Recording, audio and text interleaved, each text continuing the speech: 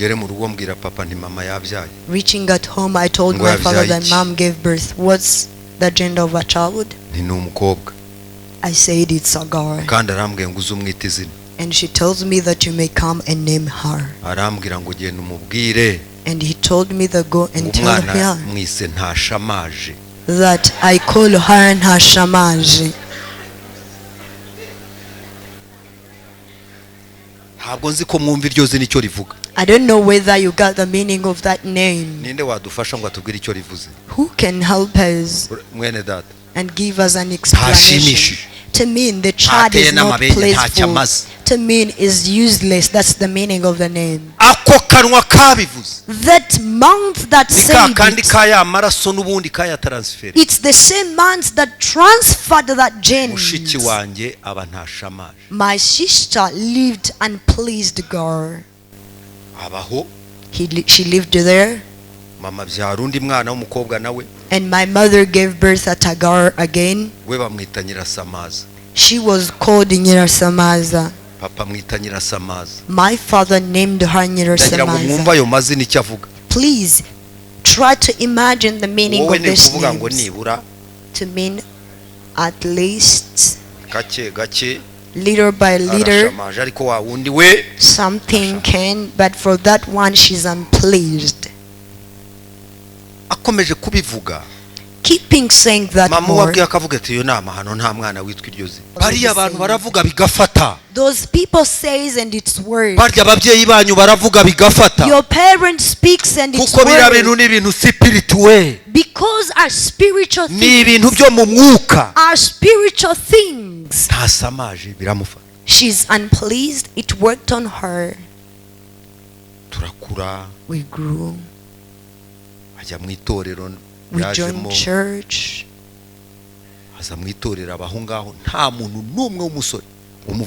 She came to our church and no boy who could speak to her. She lived over there. She lived there. She remained in such life. And the young sister was dated until she got married. And the girl remained there. After I was deeply saved and knowing perfectly, she said, I need to remove this thing on me. And I will relax when it's over. I told her that I was 35, 36. And she also turned 40. And the result came from us through what we said. I don't know whether Reverend Ernest knows that song we used to sing there because you've been there, you know it. Kaduhindura ibikoresho and you turn us into your tools. And you give us a good end. It doesn't matter. I want you to listen from how these songs are made. Let me repeat for you and you listen to it carefully. Naho ibindi wabireka mana kaduhindura ibikoresho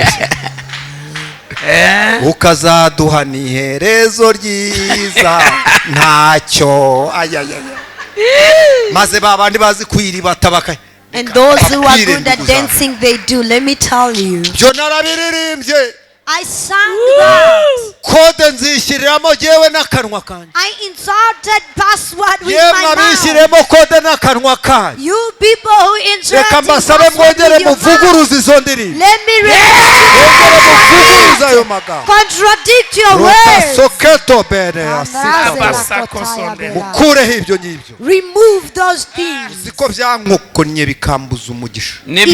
kicked me and stopped the blessing from me. I spent years being a pastor with nothing. Do you know that one day I went with others at the airport? We were called in UN. In UNHCR. batujyana guhurira ahantu i Dar es Salaam. They took us for meeting at Dar es Salaam. Baranyiteguza nanjye. They told me to get myself ready. Shaka briefcase. I took a briefcase.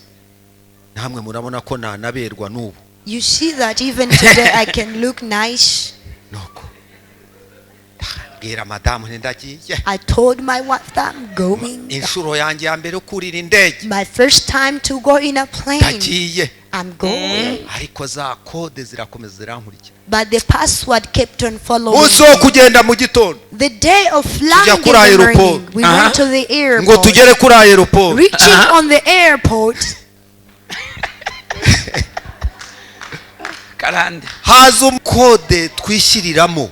Password that we inserted. Turagomba guhura n'abagabo bafite imfunguzo. We need to meet have the turagomba power. guhura. We need to turagomba meet guhura people. n'abahanuzi bakavuga. We need to meet prophets. Bakavugana n'ubwo buzima. And they speak to bakavugana n'ibyo twavuze. And they speak to what we said. Bakabivuguruza. And they bakabihanagura. And they bakabikuraho.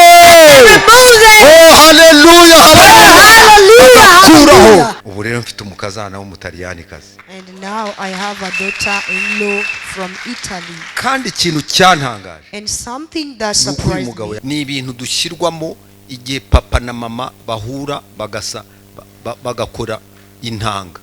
Genetic codes are when our mother and our fathers meet, and that contact of sperms ntizipfa kuza zonyine zizana n'ibintu bitagaragara biri muri kamere ya mama biri muri kamere ya papa nabyo bikaza muri uwo muntu ukira amazi. It doesn't come by itself, but it comes with a kind of nature of your mother and your father. So feed those things that follows us without knowing. Ko mama ya wanje yari umwegakazi w'umunywi wa munywi. Did you know that my mother was from Abega ethnic and she was a very deeper drunk? She was a deeper drunker. Papa wanje akamungura umunywi. And my father was from Umungura ethnic. Rero bansama gumwe yataransifereye kunywa kwe nunda transfera kunywa kwe byose bize. The day they conceived me, every one of them transferred me his drunkenness. Kode y'inzoga bene data. And they bounded me with the password of beer.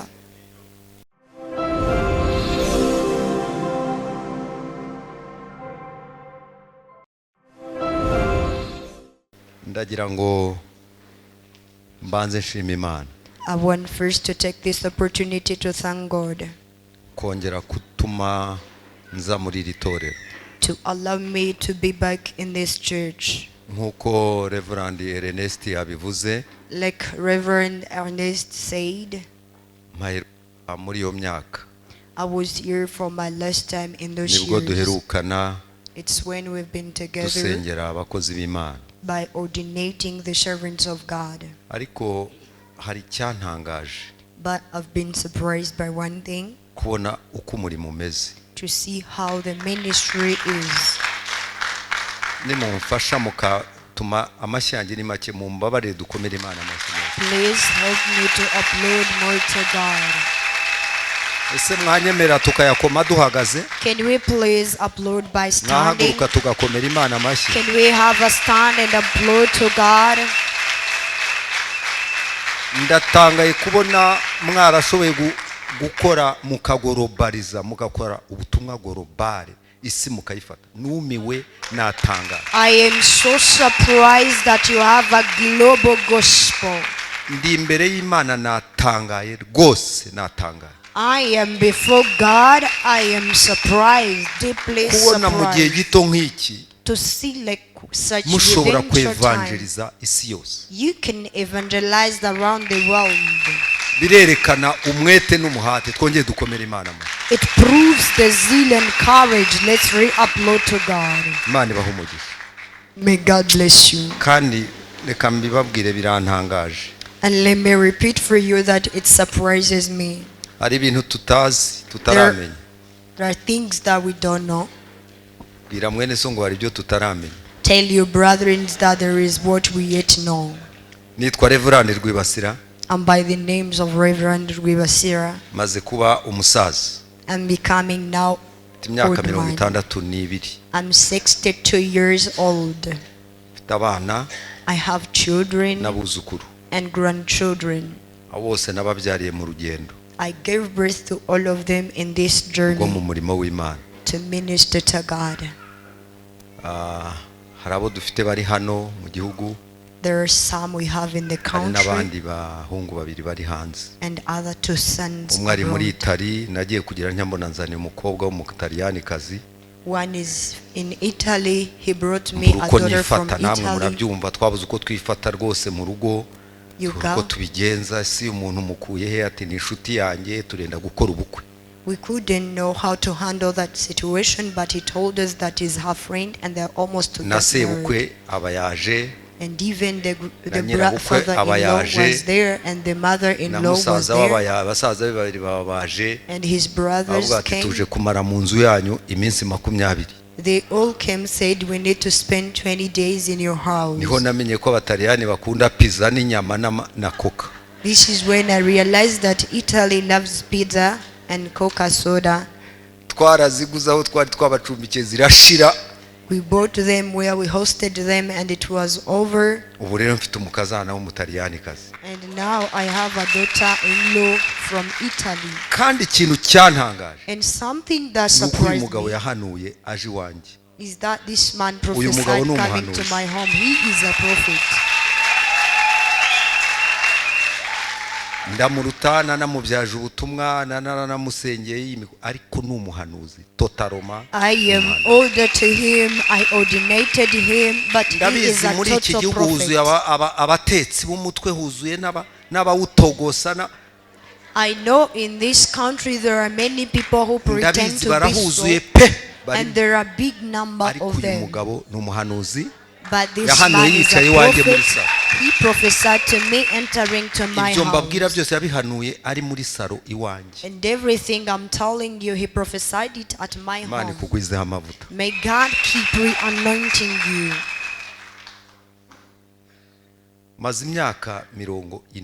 It's been 40 years in this work.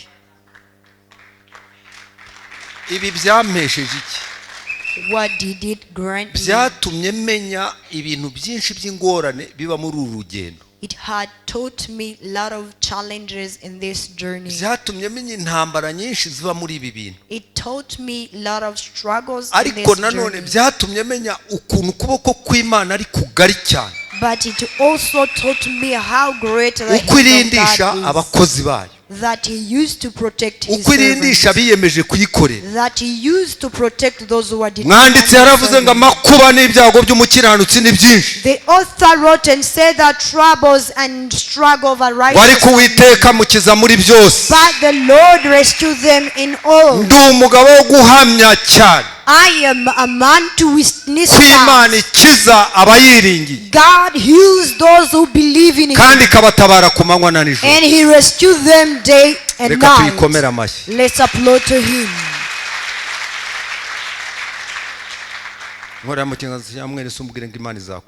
Touch in the hand of your brother and tell them that God will protect you.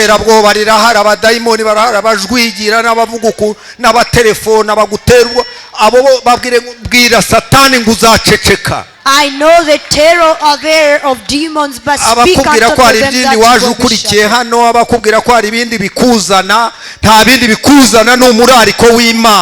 Those who tells you that you're brought here by something else, tell them that you come here for the invitation.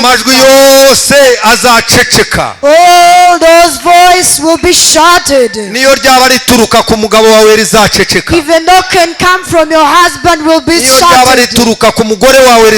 Even though can come from your wife will be shouted. Even though can be from one who is jealous will be shouted. God will shut the voices of jealous. God will shut the voices of enemies. Because he has power to protect his people. Shout a hallelujah if you can hear me.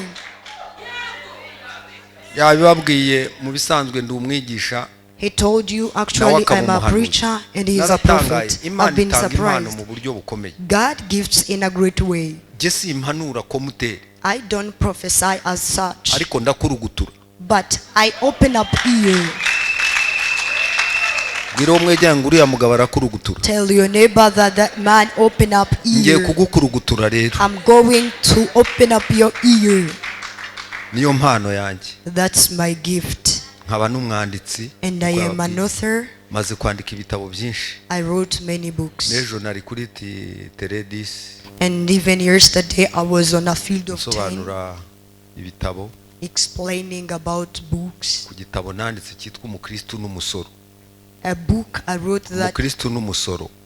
That a Christian is a tax. nanditse igitabo cyitwa umukristo n'umusoro. I wrote a book called A Christian is a Tax. inshingano umukristo agira ku gihugu cye kuri leta. The responsibilities of a Christian on the government.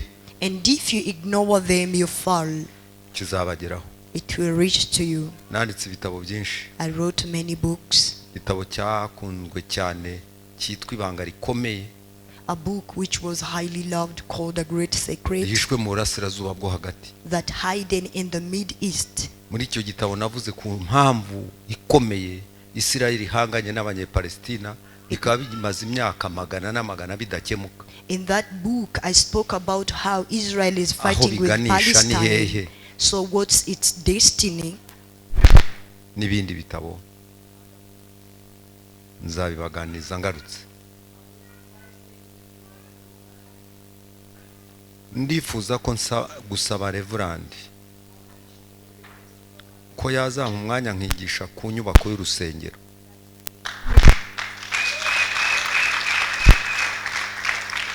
mfite uwo muhamagaro ndabigusabye. I have that calling, I'm requesting you. tugiye gusoma ijambo ry'Imana. We are going to read the word of God. muri Yeremiya. In the book of Jeremiah. igice cya 40. Chapter 40.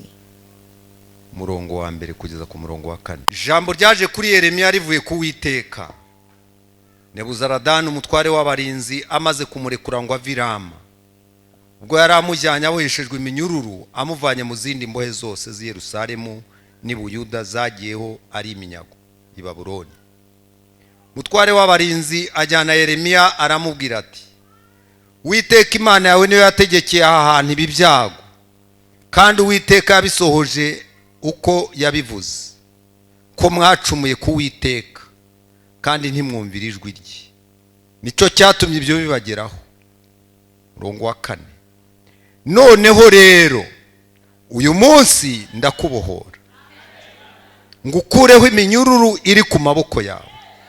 nushaka ko tujyana i Babuloni uze tugende nzakugirira neza, ariko nudashaka ko tujyanayo urorere, dore igihugu cyose kiri imbere yawe, aho ubona hakubonereye aba ari hujya. Amen. bavandimwe, dear brethren, hano ndakugurira fanta, ndashaka kugurira fanta, ndabikora kandi uri umusobanuzi ubizobereye.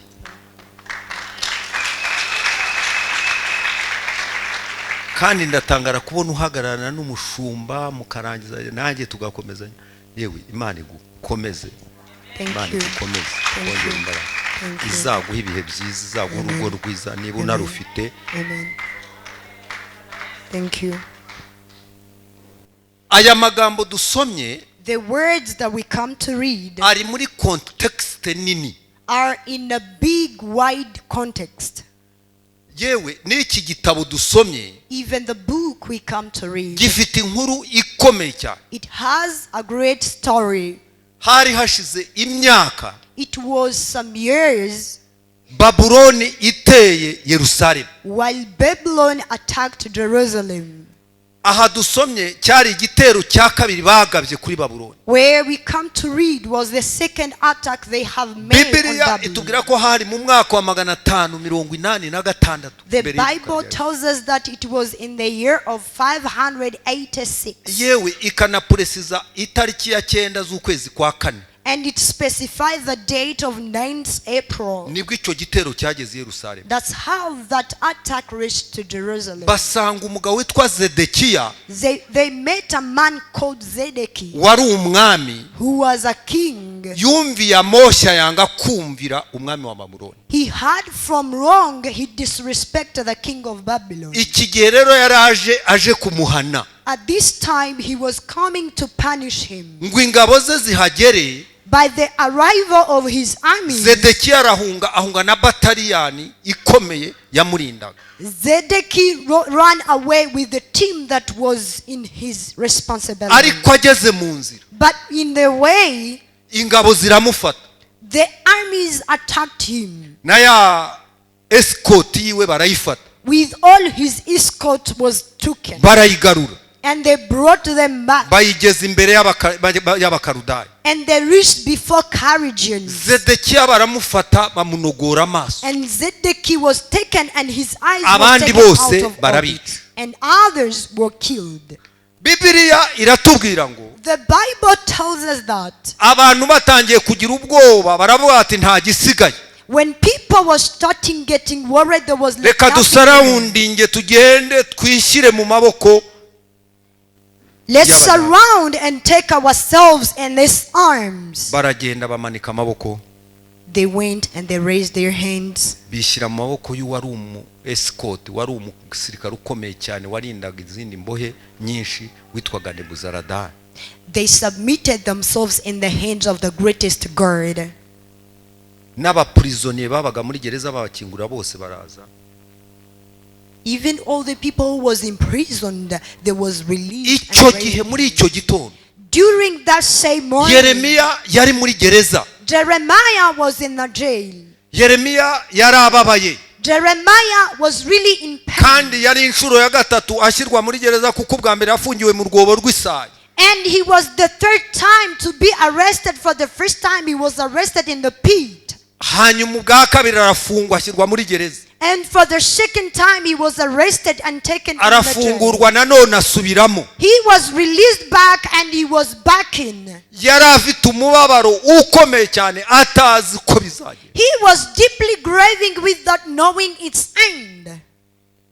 Nebuzaradani araza agera muri prison, And Nebuchadnezzar came and met in a prison. afite ubutware bwose n'ubushobozi, He had all power and authority kuko ari we wari wahawe imfunguzo zo gukingura i Yerusalemu. because he was given the key to open Jerusalem. amugezeho When he reached there, aramubwira ati Yeremiya, he said, Jeremiah, uyu munsi ndakubohora, today I shall set you free. uyu munsi ndakubohora, Today I shall set you free. iminyururu iri ku maboko yawe ndayikuraho, All the ropes on your arms I will set them n'iri ku free. maguru ndayikuraho, Even what's chaining your feet I will set gereza them free. ndayikingura uyu munsi. I will open jail today. ndimo ndigisha ko muri uyu mugoroba I am teaching that Imana tonight ikingura izo gereza zashyizweho n'abantu. God will open the jail set by man. Imana ikingura ibyo bihome byafashe umutima wawe. May God open all the blocks that blocked your Imana heart. igusohora ujya ahagaragara. May God take you out and be seen. aramubwira ngo nushaka ko tujya i Babuloni turagenda, And he told him that if you want to go to Babylon, we will. kandi nutabishaka And if you don't want, igihugu cyose gishyizwe imbere yawe.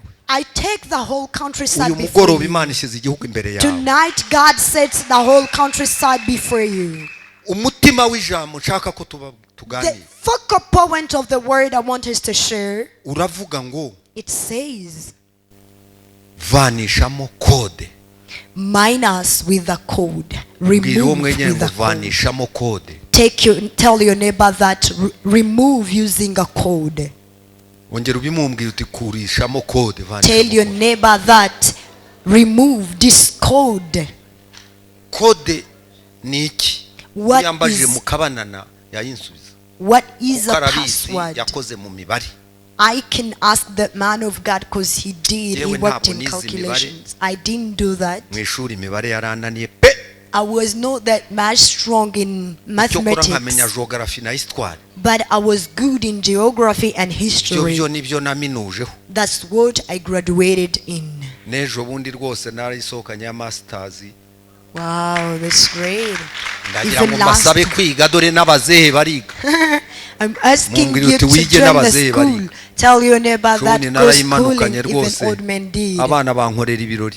I got it last time and my children made a party to me. Code ni iki? What is a password? Iri ni ijambo rikomeye cyane. This is a deep and great word. Code a password. It's the way. Ni system. It's a system ikoreshwa n'abantu that's used by people mu rwego rwo gufunga ibintu in the level of closing cyangwa things kubifungura or unlocking them. iyo telefone ipfuye When the mobile phone hari igihe bavuga ngo yishyizemo code. There is how they say that it's locked itself with a tuyijyana ku muntu akakora nk'ibyo bita ngo ni ukuyidekoda niko bambwe muzana hano tuyidekode muze. We take it to the technician and they say, old man, let's take out a code. Tell your neighbor that, give it out so that it may be taken out. Did you know that in this evening we can remove a password in you? Were you aware that it's possible? And they remove a password. It's a system. Iyo system reshora gukorwa n'imibare 3 4 2 6 7 3 gutyo nkuko nguko. The system can use number 3 4 6 7. Ariko nabonye na za code zikoreshwa n'amagambo bavuga. But I saw even some password of words. Ikintu akavuga ngo ote porete sa. And if he's going to open something, he say o e re to so bo.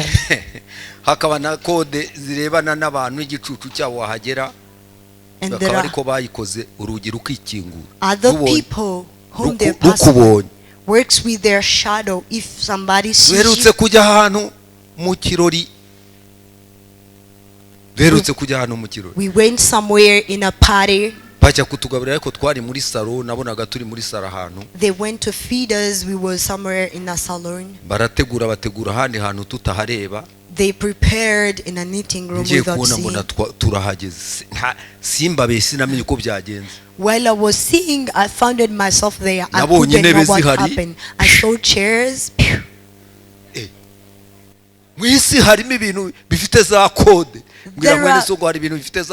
Tell your neighbor that there are things with password in this world.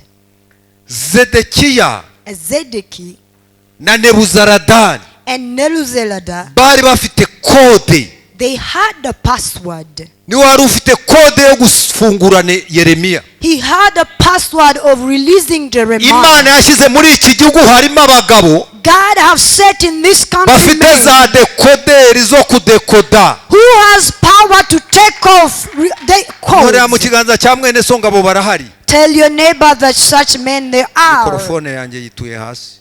My mic fell down. Irekere kuri volume yahozeho rwose umuntu biriho. Please take it on the same standard of a mic. Thank you very much. Ndavuga code z'uburyo butatu. I will speak about 3 kind of passcode. Zifata umuntu zikamuherana. That hold and still with the person. Kuzageza igihe ahurira n'umuntu umudekoda akazikuramo maze akaba mu mudendezo akaba free. Akagenda yidegembye. Until he will meet a person who will set them free by taking out that password. Hari za code zishyirwamo n'abantu. There are password sets by men. Ntabwo nzi ko muzi icyo bita code genetique. I don't know whether you know what we call genetic passcode. Those who are educated, you know. Code genetique ni ibintu dushyirwamo igihe papa na mama bahura bagakora intanga. Genetic codes are when our mother and our fathers meet, and that contact of sperms ntizipfa kuza zonyine zizana n'ibintu bitagaragara biri muri kamere ya mama biri muri kamere ya papa nabyo bikaza muri uwo muntu ukira amazi. It doesn't come by itself, but it comes with a kind of nature of your mother and your father. So feed those things that follows us without knowing. Ko mama wanjye yari umwegakazi w'umunywi wa munywi. Did you know that my mother was from Abega ethnic and she was a very deeper drunker woman? She was a deeper drunker papa wanjye akamungura umunywi. And my father was from Umungura ethnic. Rero bansamaga umwe yataransfereye kunywa kwe n'undi ataransfera kunywa kwe byose biza. The day they conceived me, every one of them transferred me his drunkenness. Kode y'inzoga bene data. And they bounded me with the password of beer. Ntabwo muzi se za koromozome ubwo ntimubizi. Don't you know what we call chromosomes? That's what we call a transfer. Umuntu akabatwa n'inzoga yanihana rimwe akongera muzi ko nihanye nkamara imyaka 3 byarananiye mpunga abakirisitu nkajya mpora nihisha. And you become addicted by taking alcohol. It happened for me for 3 years. I used to run away Christians and it was really difficult. Muzi ko budushobora kuba twicaranye ariko byaranze agatima karanze pe uhora urya warya ukumva ugiye no kurukutarasomaho. Do you know that we can be seated together but it's not working for you? Ntabwo ari wowe. It's not you. Hari code zagufasha. There are some password connected. Ariko hari abandi bantu bafite imfunguzo. But there are other people who has keys. Hari abandi bantu bafite za decoder zo kukudekoda. There are other people who are capable to take them out. Today I will set you free. Maze ube umudendezi. And then you live a freedom life. And go by feeling free. Utangire uhimba indirimbo. Start making songs. Imana iguhe umugisha. May God bless you.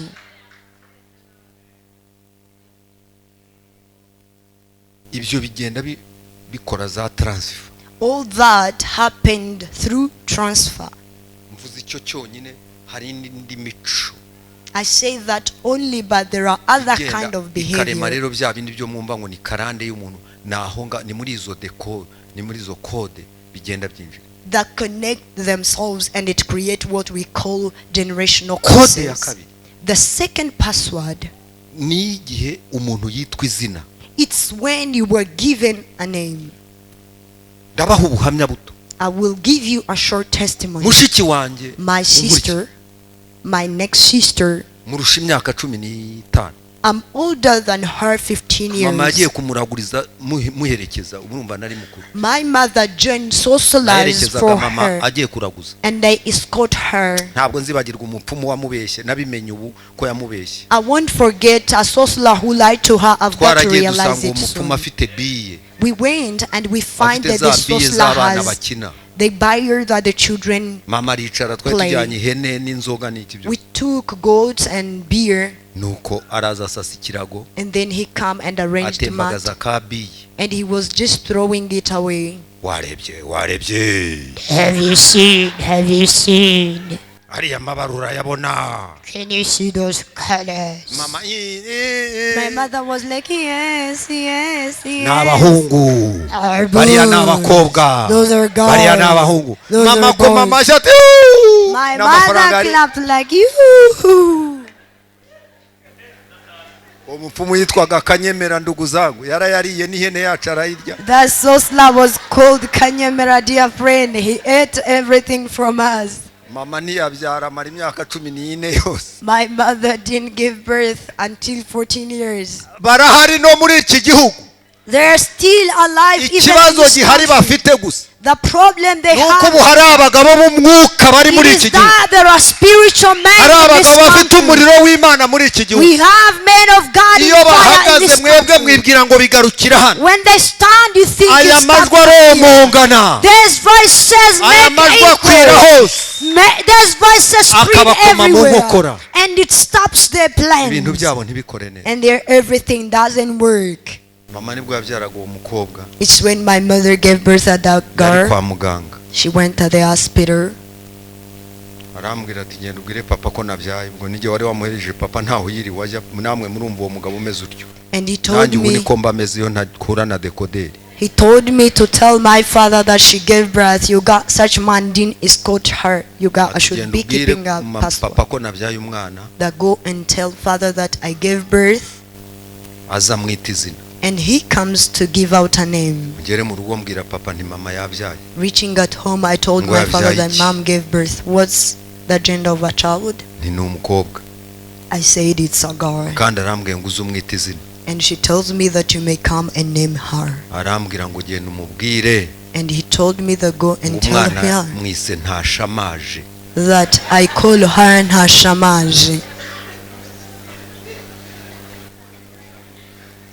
Ntabwo nzi ko mwumva iryo zina icyo rivuga. I don't know whether you got the meaning of that name. Ninde wadufasha ngo atubwire icyo rivuze? Who can help us Mwene data. and give us an explanation? To mean the child is not playful. To mean is useless. That's the meaning of the name. Ako kanwa kabivuze. That mouth that said kandi kaya maraso nubundi kaya transfer. It's the same mouth that transferred that genes. Mushiki wanjye aba ntashamaje. My sister lived unpleased girl. Abaho. She lived there. Mama byara undi mwana w'umukobwa nawe. And my mother gave birth at a girl again. We bamwita Nyirasamaza. She was called Nyirasamaza. Papa mwita Nyirasamaza. My father named her Nyirasamaza. Please try to imagine the meaning of this name. To mean at least, little by little, something can, but for that one she's unpleased. Akomeje kubivuga. Keeping saying that more. Whoever mother tells, he tells, that's really not good. No child who can possess such name. And the people used to tell her to give a name, and we keep chasing the name of the father. They told her that she called her Nyirategura.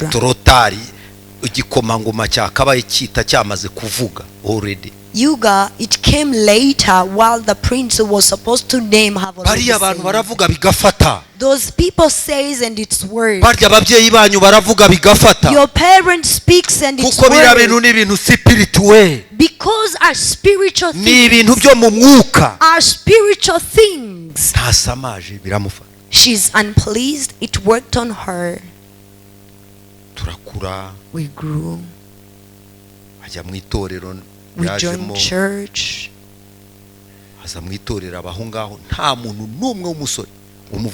She came to our church and no boy who could speak to her. She lived over there. She lived there. She remained in such life. And the young sister was dated until she got married. And the girl remained there. After I was deeply saved and knowing perfectly, she said, I need to remove this thing on me. And I will relax when it's over. I told her that I will support. She is now turning 35, 36. And she also turned 40. I remember one day when she was from pray, she met someone. And he told her that, can you please rest at our home? And he told her that, I'm going to pray. I need to set you free. God shows me the rope that bound me. But I want to pray and then God performed a miracle to me.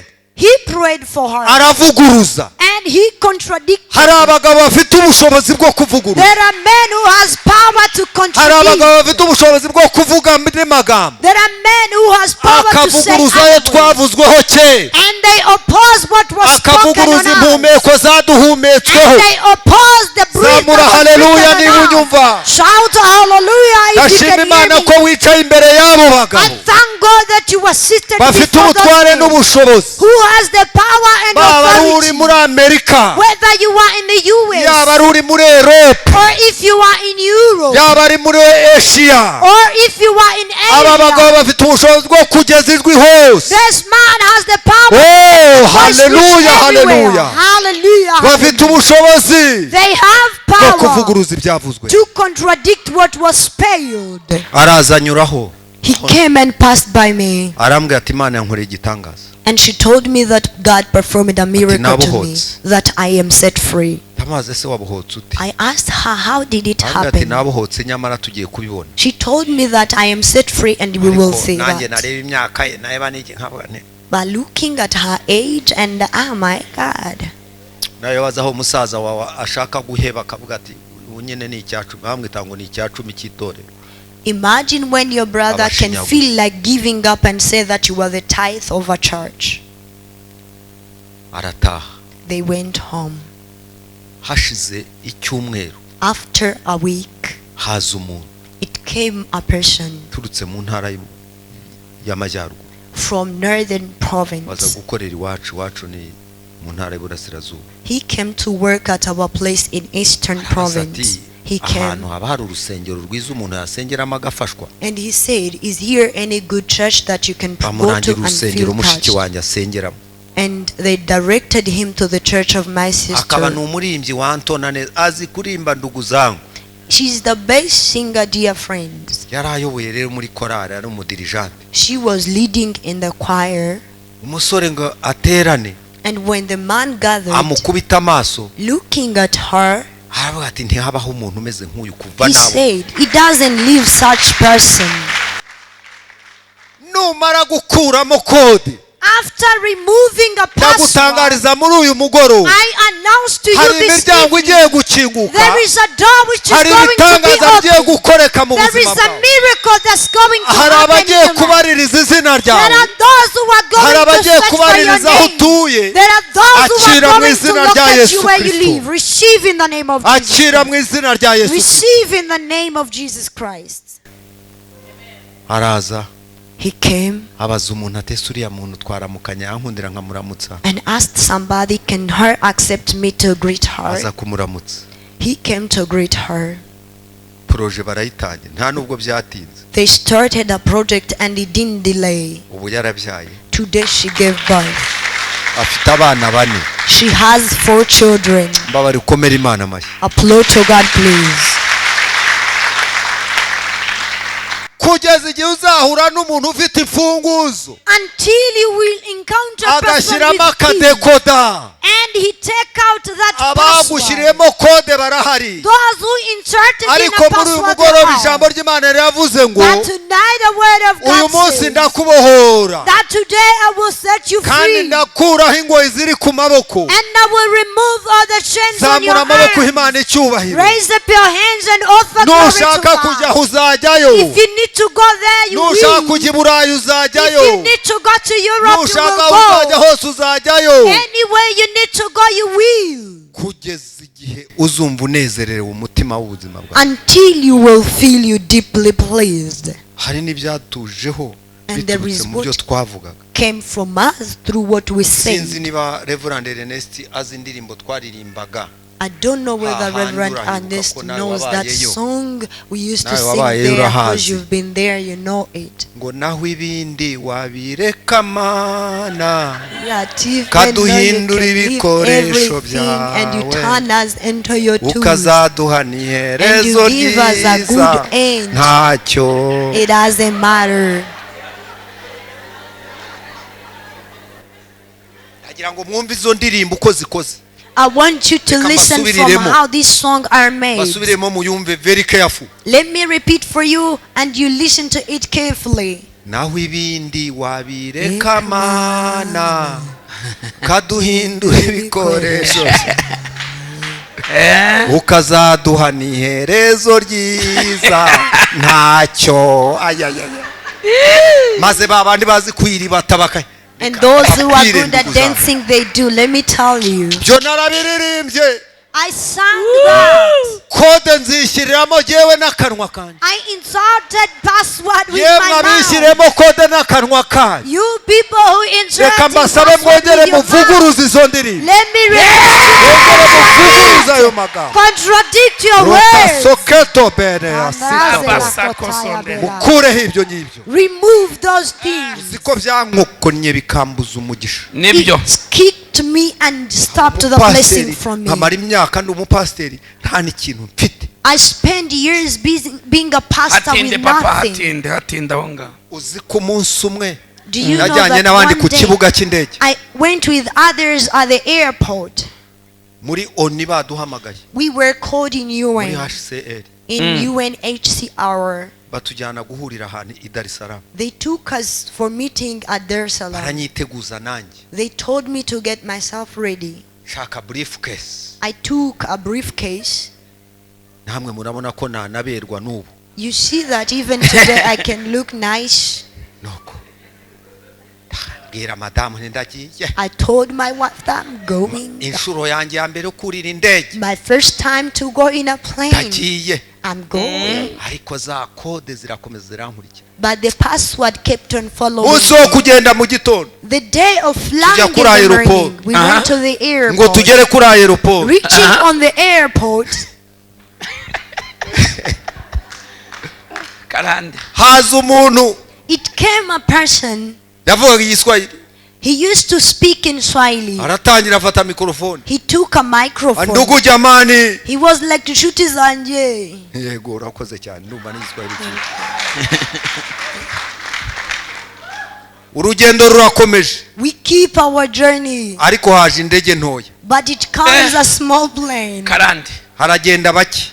Few people will fly. Uko tugiye kubikora rero. As we going to do it. Komote mane mwizina rya In the heart I was like in the name of Jesus.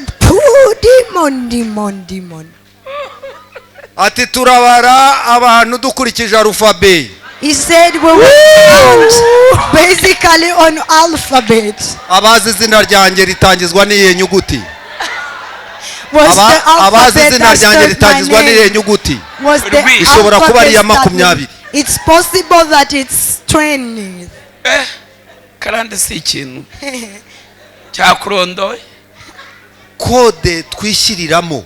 Password that we inserted. Turagomba guhura n'abagabo bafite ifunguro. We need to meet the turagomba guhura. We need to turagomba guhura n'abahanuzi bakavuga. We need to meet prophets. Bakavugana n'ubwo buzima. And they speak to bakavugana n'ibyo twavuze. And they speak to what we said. And they bakabihanagura. And they bakabikuraho. Oh hallelujah. Hallelujah. They remove them. Ndagaruka. I came back. Barurira bandayisaba barurira abandi. Ndayisaba flight and others with the 4-1 sigara ku kibuga alphabet. I remained on the airport and we were 4. Niba habaho ibintu bibabaza umuntu.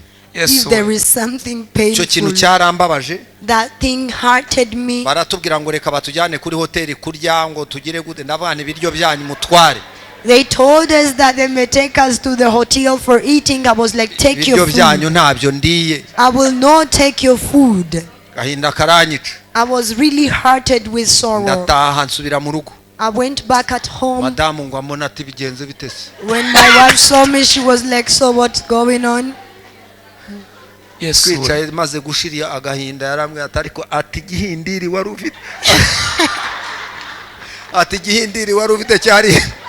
While I was sitting and I've become comfortable, she was like, the way you was being hurt. But after meeting men who removed the password, who are not scared that you're pastor, who are not scared by whoever you are, he inserted in an open, and he said from today, I open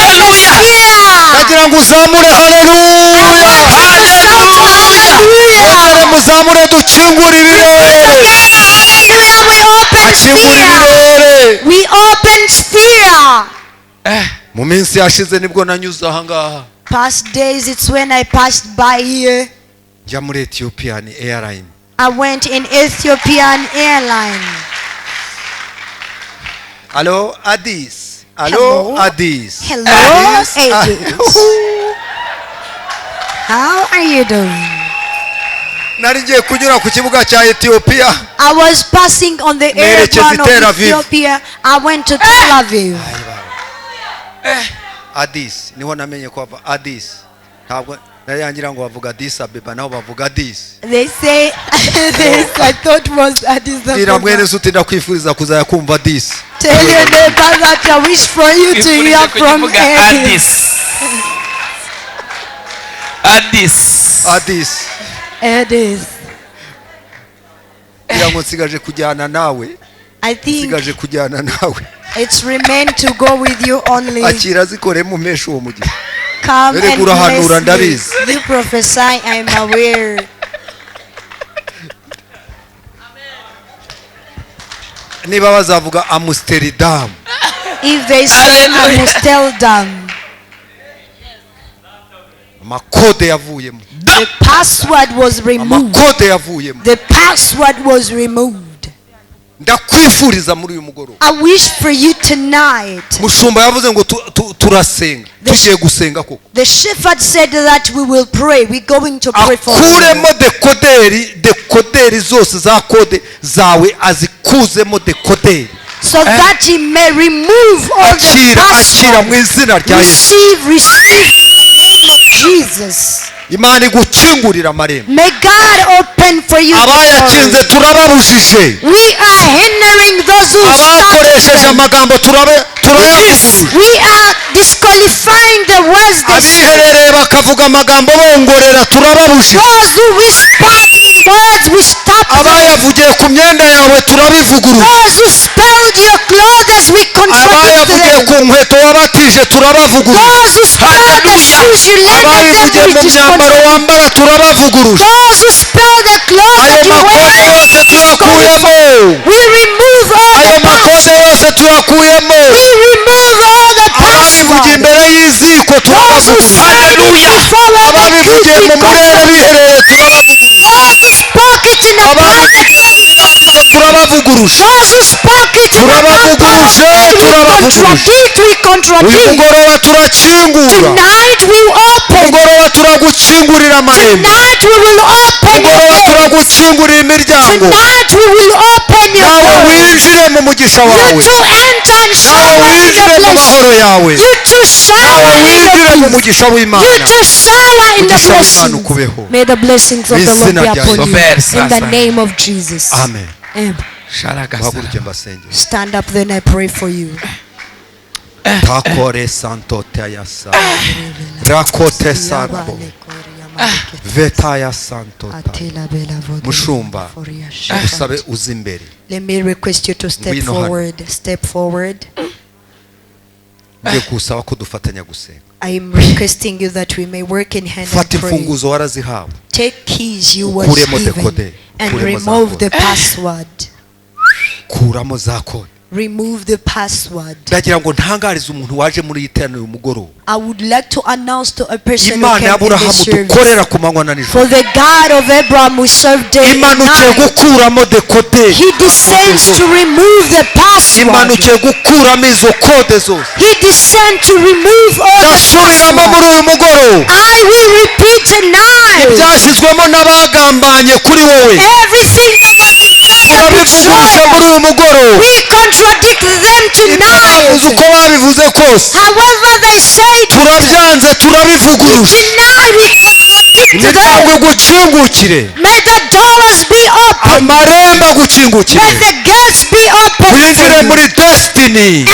in your destiny. Enter in your destiny. Enter in the plans of God.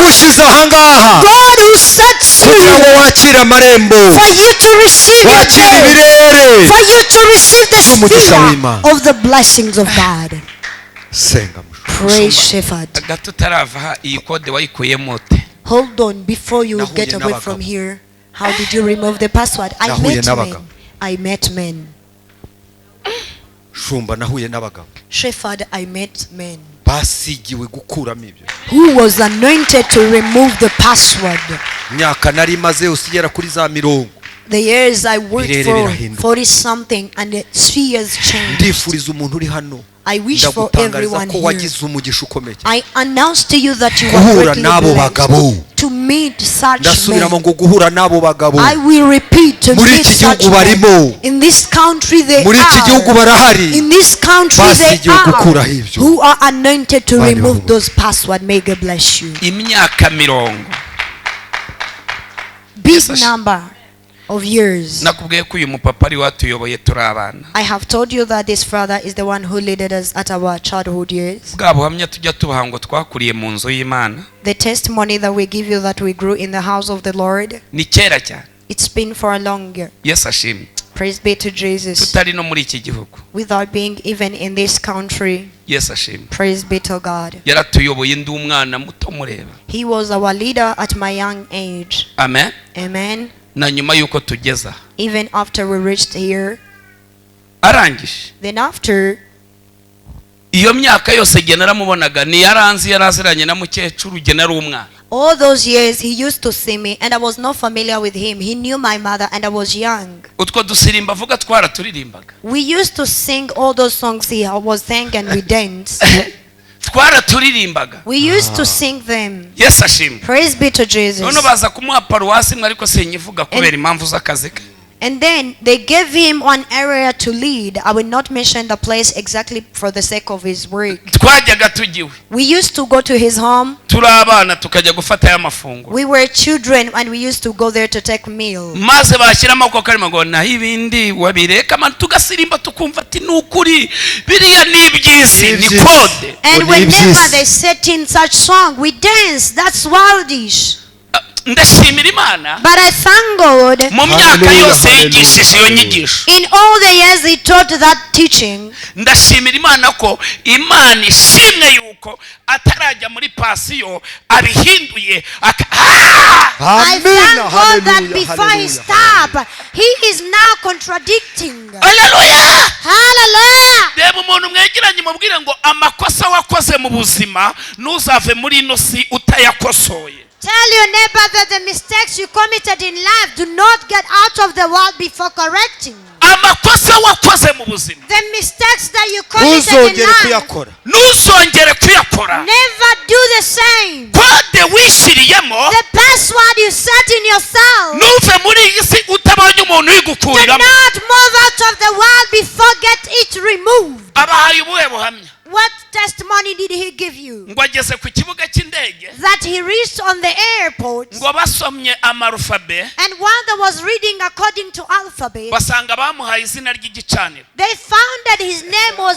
Anna Altar. ngo basigara ari bane. And there was remaining there as a four. ni ya kode ivuga ngo naho ibindi wabireka. That was the password that says, though you can leave everything. ubugingo buhora arabufite. He has everlasting life. ariko But password kode yo kuvuga ngo ibindi byihorera. of saying that leave everything. cyacu arimo. The church he belongs to. 2015 nabizi nigishije.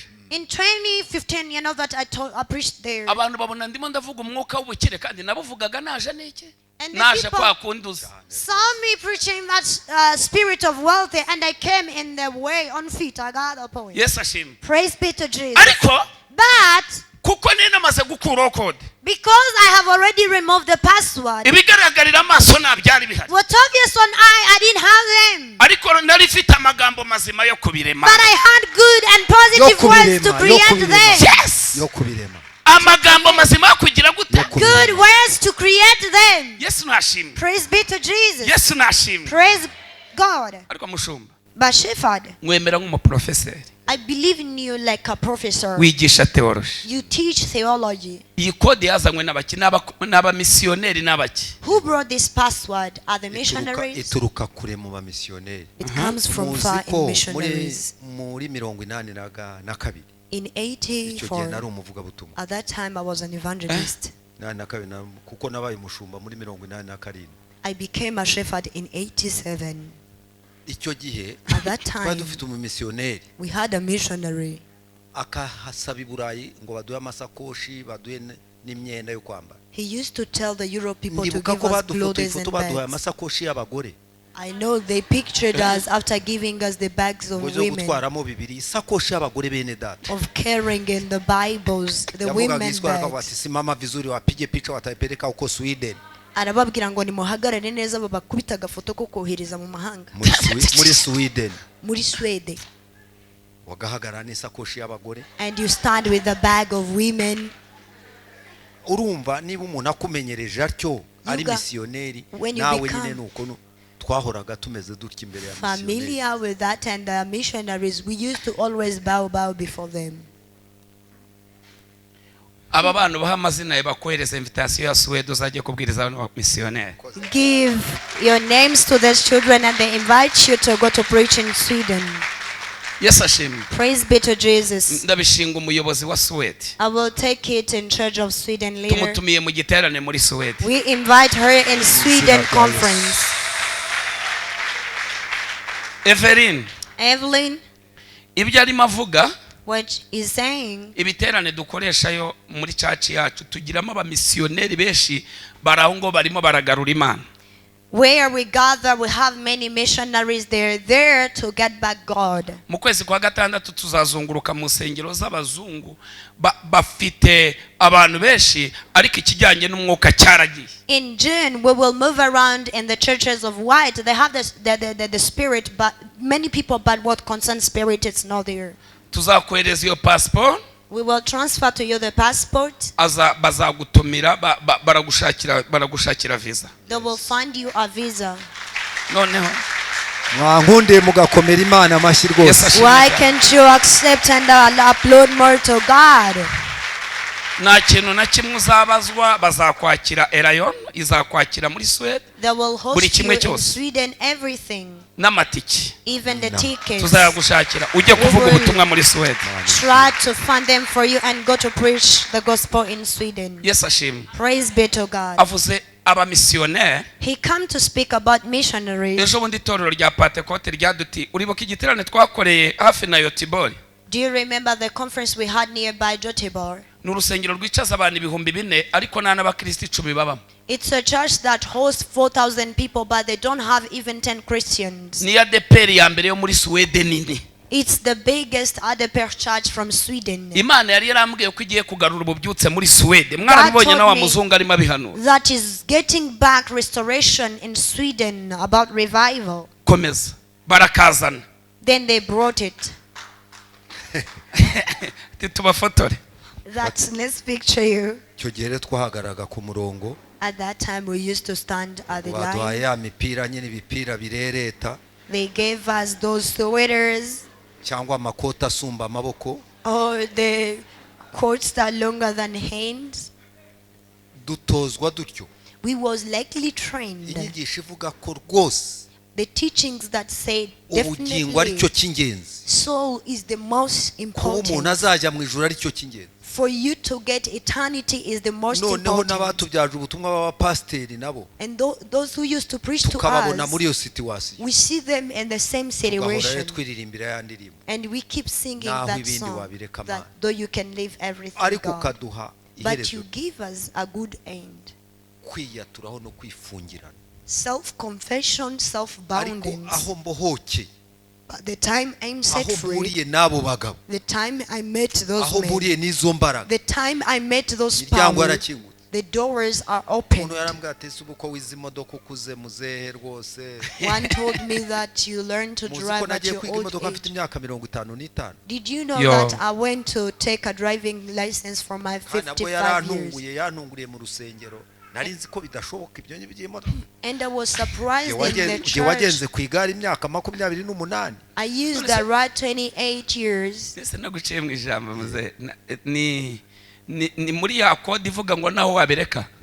you still in the same line of the password that says even though you can leave everything? Tell your neighbor that start that word of even though you can leave everything. Let it be, leave it.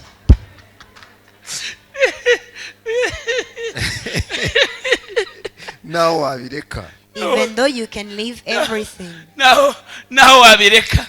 Even though you can leave everything. The last question. Does a generational curse exist? It lives of a very long chain. It bound you, it follows you until. Papa, arakabazo nibaza. I have a question. I question myself. ari ijambo yesu yavuze hano muri Luka muri Mariko igice cya 10:28 reka uno mwana ridushyiriraho baridusomere. Let's have this word of God in the book of Mark 10. Yesu yigishije umwuka w'iterambere ku bantu bamumenye bagasiga ibyabo.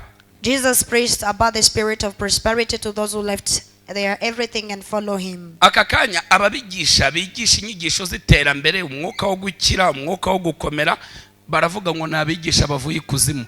Nibyo cyangwa sibyo? Reka bashyiraho kino cyanditswe, ndavuga ku byo Yesu yivugiye. Ngaho ko banzo usome mukobwa wa. Nuko Petero aramubwira ati, dore twebweho twasize byose turagukurikira. Next. Komeza. Yesu aramubwira ati, ndababwira ukuri yuko nta wasize inzu cyangwa bene se cyangwa bashiki be cyangwa nyina cyangwa se cyangwa abana cyangwa amasambu ku bwanjye no kubwo butumwa bwiza. Next. Utazahabwa ibi biruta inshuro 100 muri iki gihe cya none. Muri iki gihe cya ryari? Cya none. Vuga ngo cyuyu munsi. Say today is saving. Azahabwa ibirushije inshuro zingahe? He will be given 100-fold. Komeza.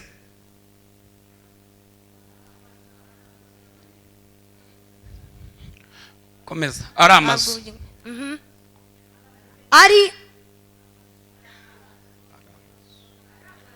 I need a scripture. Ngaho hera hejuru basi. Okay, sawa. 30.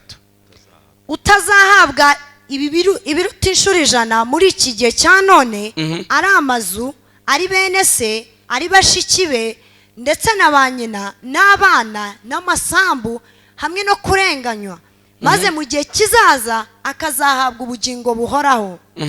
Mu gihe kizagira gute? Kizaza azagira gute? Azahabwa ubugingo buhoraho. Okay, shiraho none imigani 22:4 nibyanditswe birishaka guhuza, ndashaka bidusobanurira. None ndebe aba bantu bigisha ngo naho ibindi bireka. Yesu niwe wa mbere wigishije iterambere. Jesus was the first person who preached about prosperity. No, na Salomo yabivuzeho. And even Solomon spoke about it. Yes, ashyizeho condition. Jesus is setting out a condition. Na Salomo ashyizeho. Even Solomon did the same. Soma. Uwicisha bugufi akubaha Uwiteka, ingororano ye ni ubukire n'icyubahiro n'ubugingo. Turekera. Let's start from there. Akabazo kamatsiko nibaza. I have a curious question. I question myself. Tuzakirira mu ijuru cyangwa birahera inaha? Will we be rich in heaven or will start from here? Ni wowe teacher mbibaza. Mushumba. You're the teacher I'm asking, Shepherd. Iki ni ikibazo kinakomeye cyane. This is a serious question. Muri iki gihe. For nowadays. Duhura n'abantu nyine bakavuga ati zinyigisho zadutse. We meet people and they tell us the upcoming of prosperity teaching. Ni inyigisho mbi. A wrong total people that's taking them wrong. Kunyamara reka nongere mbabwire. But seriously, let me tell naho you. twanaguye. This is where we failed. Aha niho twaguye. This is where we defeated. Maze iminsi nigisha kuri Isaka. It's been for a while preaching about Isaac and Jacob. Umunsi Yakobo ahunguka. The day Jacob came from where he was refuging, yateguye guha murumuna we, he prepared to give his brother umutungo, wealthy, ngo yari yarakize abo mukire cyane, that he become rich and even more. umugabo w'Imana mu buryo bw'umwuka twitirirwa. He is a man who was a man of God spiritually, who was named under, that he is a God of Abraham, Isaac and Jacob. Yari umukire ku buryo ngo yateguye kumuha ihene 200 akamuha ingamiya.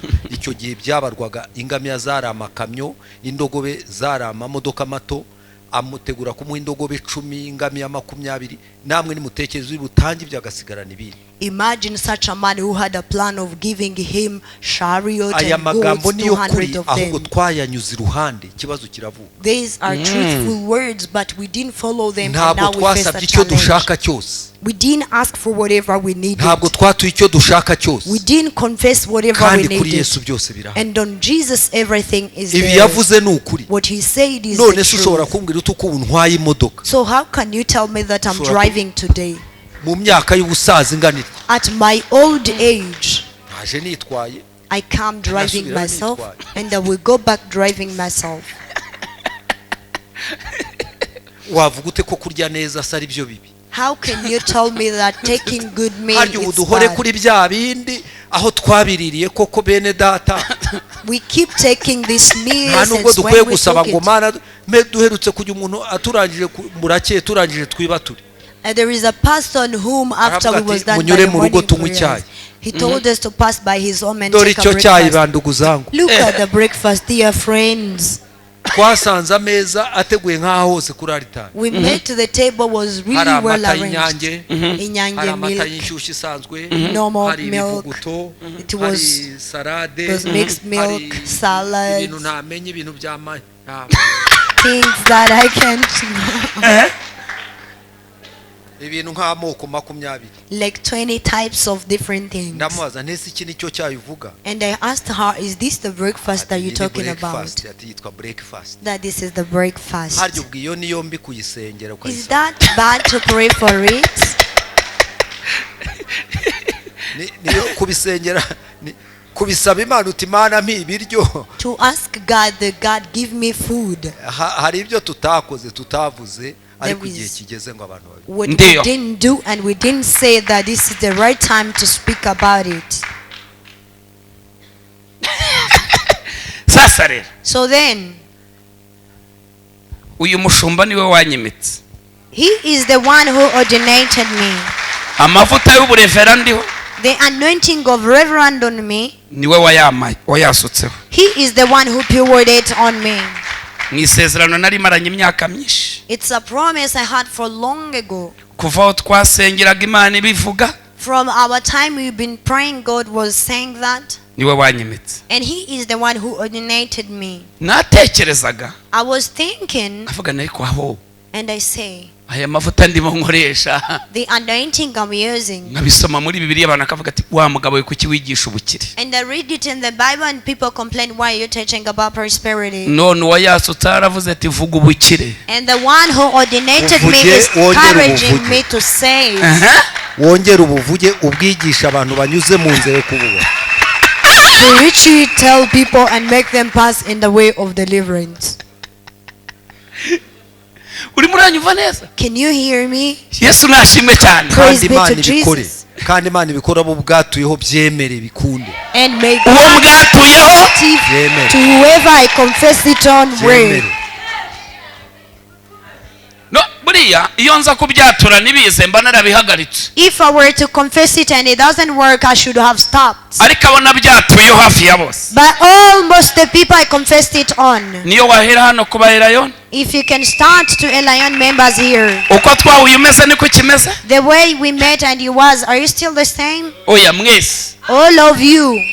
ntabwo ari ibintu uca ku mpande n'Imana. It's not something I will speak passing side to side. nunajya no kuri aba bana bari mu mahanga And if you can go even to those children from abroad, kereka utabyumva gusa except the one who doesn't understand, ariko ubyumva wese. but he whoever understands, gukira ni isezerano. getting rich is a Hallelujah. promise. icyo usabwa ni kimwe You have one request, ni ugukuramo kode. is to remove the password. haleluya. Hallelujah. mugiye kunyemerera rero. You are going to allow me then. aravuze ngo tubasengere kode zivemo. He said that we pray for you that the password may be removed. ijambo ribi ryose wishyiriyemo Any bad word you spoke on n'ibyashyizwemo yourself n'abandi. n'iryashyizwemo n'abandi and word was spoken by others, tugiye kohereza iririkuramo. we are going to transfer Hallelujah, contradictory hallelujah. word. urimo murabyumva neza? Can you hear that? haleluya. Hallelujah. reka tuzamwigisha aze yigishe tuzamutumire. Let's invite him to come and preach. yesu ashimwe. Praise be to Jesus. arimo aravuga ibintu bikomeye. He is speaking about great things. amen. Amen. uri mu murongo mwiza kabisa. You are in a good land for real. urari igihe umuntu uba wumva atarimo ateyerekwa. There is a time a person you hear that is going straight forward with the revelation. buriya gihe uvuze kubohoka Actually, whenever you can speak about deliverance ukavuga no ku bukire and you speak about wealth, uri mu kirere cya Elyon. you are in the sphere of Ningaruka. Elion. mushumba ningaruka nzavuga kode ituruka ku itariki umuntu yavutseho. When I'll be back, I'll speak about the Kwitariki? password of the date of rebirth. oya twaguha icyumweru gitaha kuri Yeah, kuri sure. ntuza We can turi give mu you next masengesho yo week. kubohoka Ndi sibyo? We are tayari, in ndi prayers tayari. of deliverance. tumutumire guhera ku wa mbere. Chane. Tayari kabisa. noneho So then, hano dufite YouTube channel yitwa Prophet Ernest. We have a YouTube channel which has the title of Prophet Ernest. Tukagira na Zoom. And we have Zoom. Ngira ngo ku kwezi kwa gatatu ko kuje muzaba mukurikiranira amateraniro Kibagabaga. I think as this March month comes you will be following the service at Kibagabaga. Icyo gihe tuzajya duterana umunsi ku munsi kuva ku wa mbere kugeza kundi wa mbere igihe harandi masengero. At that time we will be gathering Monday to another Monday whenever we have other prayer. Imbere ya televiziyo yawe. Go in front of your TV. Turi mu masengesho yitwa kubohoza. We are in the prayers of setting free our possessions. Tugiye kumuha icyumweru cyose. We are giving him 1 week. Nimunyakire muvuge ngo amen. Reply to me and say amen. Noneho abisobanure byose twicare tumwumve. And then he will explain everything. We sit by listening to him. Guhera ku wa mbere saa 11 azajya yigishiriza Kibagabaga kuri studio. From Monday 5 p.m. he will be preaching at Kibagabaga on our studio. Ku wa kane azajya aza. On Thursday he will be coming here. Asoze ku cyumweru tumuhesha umugisha yitahe. He will conclude on Sunday. We bless him, then he go. Murabinyemereye? You allow me that? Yigisha avuge kuri karanda avuga itariki umuntu yavutseho ayisobanure. He preach and speak about the generational curse, comment about the date of birth. Guhera kwa kangahe? From when? Church online murimo murabyumva? Online church, can you hear that? Mutegura amakayi n'ikaramu. So prepare the agenda and pens to write. Ni wumva byinshi bikubohora uzarushaho kubohoka. If you hear from lot of things to set you free, you will be most set free. Abakenera link ya Zoom muzajya muyikurongaho muri live chat. Those who need a Zoom link, you will be getting it from the live chat.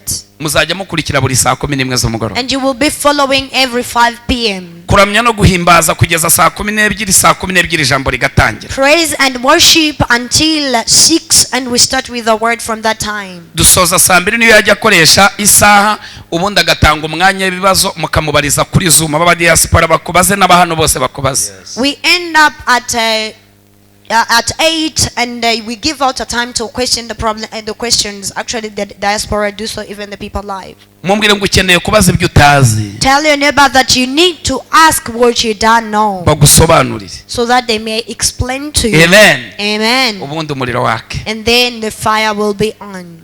Mu gihe iki cyumweru kitari cyaza gitaha mwareka tukaba tuyikuyemo. Before we start with that week, can you please let us remove a password? None se ko mudahaguruka? Why aren't you standing then? Hallelujah! Hallelujah! Umva nkubwire. Listen to me. Sinakubwiye ngo 2024 n'umwaka w'ibirori? Didn't I tell you that 2024 is the year of celebration? Mushumba uratwigisha uratubwira ngo noneho ndakubohora. Wagira ibirori boshye? Can you celebrate while you're bounded? Wari wabona umugeni uhambiriye amaguru n'amaboko? Have you ever seen a bride who is bounded legs and arms? Na Lazaro yatangije ibirori ari uko bamuhambuye amaguru n'amaki? Even Lazarus started celebration when he was released. Niyo mpamvu rero nakubwiye ejo mundi Prophet Jean Paul yarabihanuye. Last time Prophet Jean Paul prophesied it. Aravuga ngo 2024 Erayono muyitege izamutse mu bindi birere. And he said have lot of expectations from Elion in 2024 because it's going in the highest dimensions. 2024 umwigisha mugiye kujya mubona azamutse hano cyangwa yagiye kuri posta mujye mushima Imana muvuge ngo yasengewe ku rundi rwego. 2024, thank God for the preacher who will be getting on the post, who will be standing on this pulpit cause it was prayed for. Ujye uvuga ati kabaye. Say there's something gonna happen. Nyakira uvuge ngo amen. Well, say amen. Ni kontrole y'Imana nibwa Imana igiye kugitegura umwigisha iba adosopera salari menias. It will be done by God's remote and he will be the one to control everyone who will be preaching. Nidushaka ikintu na kimwe kiri bwanduze kanzu yacu turashaka kwinjira mu birori. We don't need anything that can dirtify our clothes because we need to enter in celebration. Kandi turabashimira n'abari online ukuntu murimo mwitabira cyane biragaragaza yuko namwe murashaka ko uyu mwaka ubabera umwaka w'ibirori. And we appreciate online church the way you are attending. It's really proof to us that you want this year to be the year to celebrate. Muvuge ngo amen. Say amen. Muzamura ibiganza byanyu. Lift up your hands. Witeguye kuvugwa ijambo ibintu bikemera. Are you ready to receive a word and things work? Yambwiye ngo mbasengere. He told me to pray for you. Yavuze ngo uhure n'umuntu. He asked me that you may meet a person. zamura amaboko yawe gato gusa. Raise up your hand for a while. Umunsi Sawuli The day Saul yahuraga na Samweli, met Samuel, umwambaro wo kujya gushaka indogobe n'ingamiya n'ibiki byose byazimiye byahise birangira yambara umwambaro w'ubwami. the cloth of looking for the lost donkeys was over and he put on the cloth of kingdom. Umunsi umukecuru w'Isarafati yari agiye kurya agafu ka nyuma n'utuvuta agapfa, umunsi yahuraga na Eliya, uwo munsi yirukanye urupfu imyaka 3 n'amezi 6. The day the woman from Zarephath met Elijah and he was going to consume the last four, everything was changed and she lived long. Umunsi umugore w'umwe mu bahanuzi witwa Obadiya, abami ba kabiri ibice 4, umunsi yahuraga na Elisha, abana be bagiye kubagira imbata, yahanuriye ibigega, ahanurira ibintu byose, amavuta aruzura, urupfu ruva mu nsi we. The day the woman of Obadiah, this was the prophet, she was going to struggle. She met a prophet and he prophesied to her life and everything was removed. Ndagira ngo unyemerere uyu munsi wa none. I want you to allow me today. Tugiye kukuvugaho ijambo. We are going to confess the word upon you. Mushunemukazi ahura na Elisha yakuyemo kode. When a Shunammite lady met Elijah, he removed the password. Inda yari yarazibwira zibuka. And the womb that was locked, it was open. Subiramo ngo gukuramo kode. Repeat after me that removing a password. Nyakira uvuge ngo amen. Reply to me and say amen. Twajyaga dusenya ku mezi 16. We used to get divorce for 16 months. Amezi 16 ageze. And by the arrival of 16 months, Madame ari mu karagenda. my wife left me. Ndamukurikira ndapfukama. I followed her and I knelt. Ndavuga ni nyemerero garuka karande yo gusenyira iwacu nagiri iwanyu. I told her that please come back, the generational curse of divorce, it's in our family, not from yours. Njya gushaka umushumba bari bagikorera ku Muhima kuramo kode. I want to look for the shepherd that used to work at Muhima and he removed the password. Ejo bundi twafese imyaka 10 tubanye neza. On 28th December we celebrated our 10 years. Icyo mvuze muracyumva? Are you getting my point? Mumbwire ngo mbese ufite umuntu ugukuriramo kode? Ask your neighbor, do you have a person who can remove for you the password? Wemera ibirere bye cyangwa ntabwo byemera? Do you believe in the atmosphere or not? Ibyo wemera rero nibyo bigukorera. So what you believe in is what works for you. Zamura ibiganza byawe. So raise up your hands. Subiramo amagambo ngo mwami Yesu Kristo. Repeat after me, the King Jesus Christ. Uyu mugoroba w'uyu munsi Today's evening, maze gusobanukirwa, I have extremely understand. maze kumenya ko hari kode After realizing that there is a password yinjizwa mu buzima bwanjye, that was taken in my life, iravuga ngo sinzakomera, that says that I will never be great, iravuga ngo aho data yageze nanjye niho nzagarukira, that says that I will step from the boundaries of my father, iravuga ngo aho sogokuru yageze nanjye niho nzagera, that said that I will step from the boundaries of my grandfather. banziritse iminyururu ku maguru no ku maboko, They bounded me chains on legs and arms. sinakira I don't receive kandi singenda, and I don't well. sinakira I don't receive kandi sinkora. and I don't work. Vuga ngo uyu munsi wa none, Say today. subiramo ngo uyu munsi wa none,